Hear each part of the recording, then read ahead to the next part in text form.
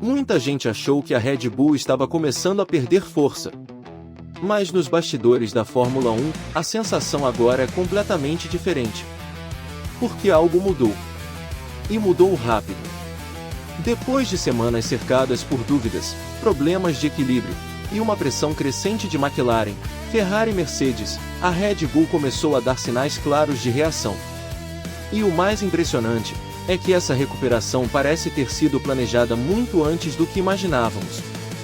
Hoje você vai entender como a Red Bull conseguiu voltar para o jogo antes do GP do Canadá, o que mudou tecnicamente no carro, por que a equipe parece mais perigosa novamente, e como a fase europeia pode transformar completamente a luta pelo campeonato.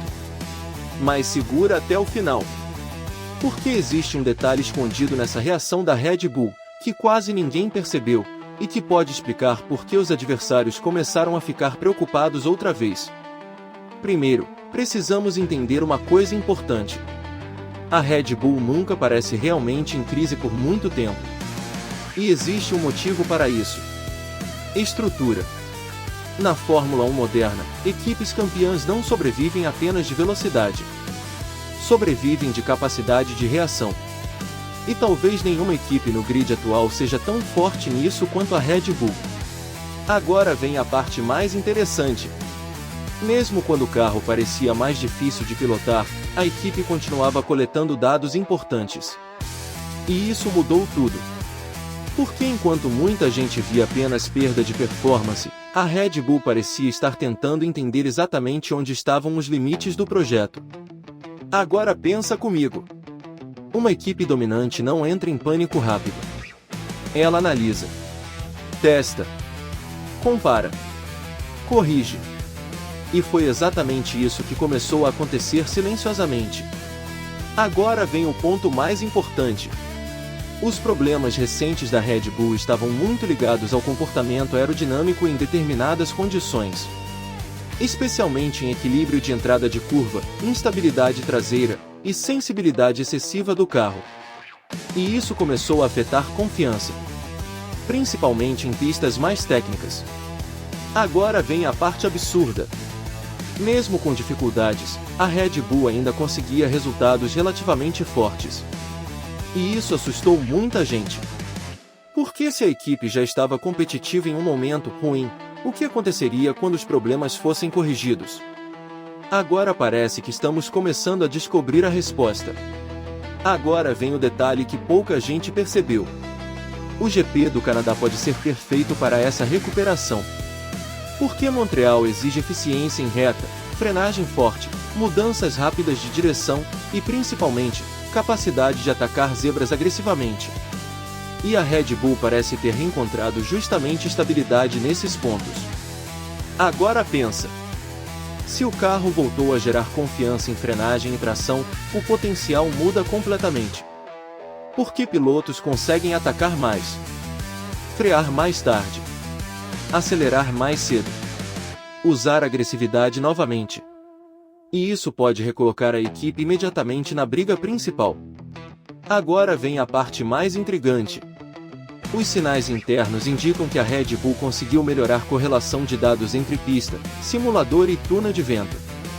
E isso é gigantesco. Porque quando uma equipe entende melhor o próprio carro, o desenvolvimento acelera brutalmente. Agora pensa no impacto disso. Atualizações começam a funcionar mais rápido. Mudanças fazem mais sentido. Problemas são corrigidos com mais precisão. E é exatamente isso que começou a assustar os rivais. Agora vem o ponto mais pesado dessa história. Enquanto algumas equipes ainda tentam entender completamente seus próprios carros, a Red Bull parece estar voltando ao modo máquina de desenvolvimento. E historicamente, isso é perigosíssimo para o resto do grid. Agora vem outro detalhe importante. A equipe também parece ter encontrado um caminho mais eficiente de acerto mecânico. Menos instabilidade. Mais previsibilidade. Melhor distribuição de carga. E isso talvez seja ainda mais importante do que velocidade pura. Porque carro previsível gera confiança. E confiança gera desempenho. Agora pensa comigo. Max Verstappen em um carro equilibrado, É uma combinação que assusta qualquer equipe. E talvez seja exatamente isso que esteja voltando agora.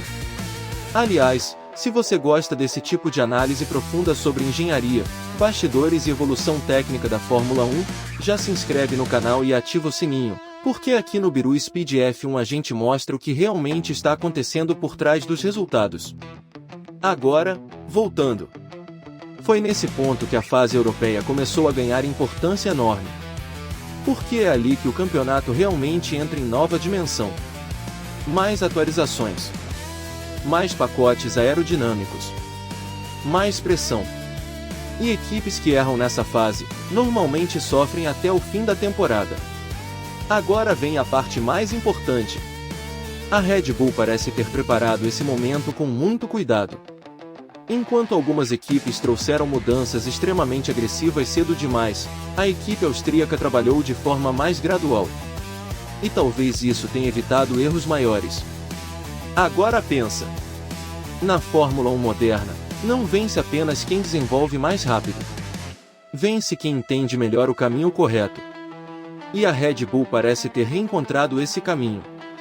Agora vem a pergunta mais importante. A McLaren ainda é favorita? Porque muita gente já colocava a equipe inglesa como força dominante do momento. Mas a recuperação da Red Bull muda completamente o cenário psicológico. Porque agora os adversários percebem uma coisa: o campeão voltou a respirar. E isso altera a pressão do campeonato inteiro. Agora vem a parte mais intrigante. A Ferrari também observa tudo com enorme preocupação. Porque a equipe italiana sabe que quando a Red Bull encontra estabilidade, o ritmo de evolução costuma acelerar absurdamente. E isso pode transformar a luta pelo campeonato em algo muito mais difícil. Agora vem o detalhe técnico que quase ninguém comentou. O Canadá também é pista extremamente sensível à eficiência energética. E os sinais indicam que a Red Bull melhorou justamente gestão de entrega de potência em saídas lentas. Isso pode fazer enorme diferença, principalmente em disputas de classificação. Agora pensa no impacto disso. Uma equipe que recupera a confiança aerodinâmica, melhora equilíbrio mecânico, e ainda otimiza eficiência de potência, vira ameaça imediata. E parece exatamente isso que está acontecendo. Agora chegamos ao verdadeiro coração dessa história. A Red Bull talvez nunca tenha realmente saído do jogo. Talvez estivesse apenas reorganizando o próprio projeto. E existe uma diferença gigantesca entre essas duas coisas. Porque equipes campeãs raramente desaparecem de verdade. Elas se adaptam. Agora vem a parte mais simbólica de tudo. Os adversários começaram a sentir isso. E o paddock mudou o comportamento. Mais cautela. Mais observação. Mais preocupação silenciosa. Porque todo mundo sabe o que significa uma Red Bull funcionando corretamente. Agora pensa comigo. Se a equipe realmente encontrou direção técnica novamente, a fase europeia pode virar ponto de virada do campeonato. Porque é ali que grandes equipes normalmente se separam do resto. Agora vem outro detalhe importante. A Red Bull também parece mais calma internamente. E isso faz diferença enorme. Quando uma equipe entra em desespero, o desenvolvimento fica errático. Mas quando existe clareza, as decisões melhoram. E os sinais apontam exatamente para isso agora. Agora vem o ponto mais absurdo de todos. Talvez a maior força da Red Bull nunca tenha sido apenas o carro, mas a capacidade de reagir sob pressão. Porque poucas equipes conseguem absorver problemas, entender causas e responder tão rápido. E isso pode ser decisivo mais uma vez. Agora chegamos na grande pergunta. A Red Bull realmente voltou ao topo? Ainda é cedo para afirmar. Mas uma coisa parece clara, ela voltou para a luta. E isso muda completamente o campeonato. Porque quando a Red Bull entra na disputa de verdade, o nível de pressão explode para todos os lados. Agora pensa. McLaren precisando provar consistência. Ferrari tentando acelerar a evolução. Mercedes buscando estabilidade. E no meio disso tudo, a Red Bull reaparece. Mais organizada. mais equilibrada. E talvez, mais perigosa do que parecia semanas atrás. No fim das contas, essa história mostra exatamente como funciona a Fórmula 1 moderna. Não vence apenas quem começa forte. Vence quem consegue evoluir continuamente. E talvez, a Red Bull esteja entrando exatamente naquele momento da temporada onde normalmente cresce. O momento onde o projeto amadurece, e a máquina começa a acelerar de verdade. Agora eu quero saber de você. A Red Bull realmente voltou ao jogo pelo campeonato, ou ainda está atrás de McLaren e Ferrari? E mais, quem chega mais forte para a fase europeia da Fórmula 1? Se você curtiu esse vídeo, se inscreve no canal, ativa o sininho, e nos vemos no próximo vídeo.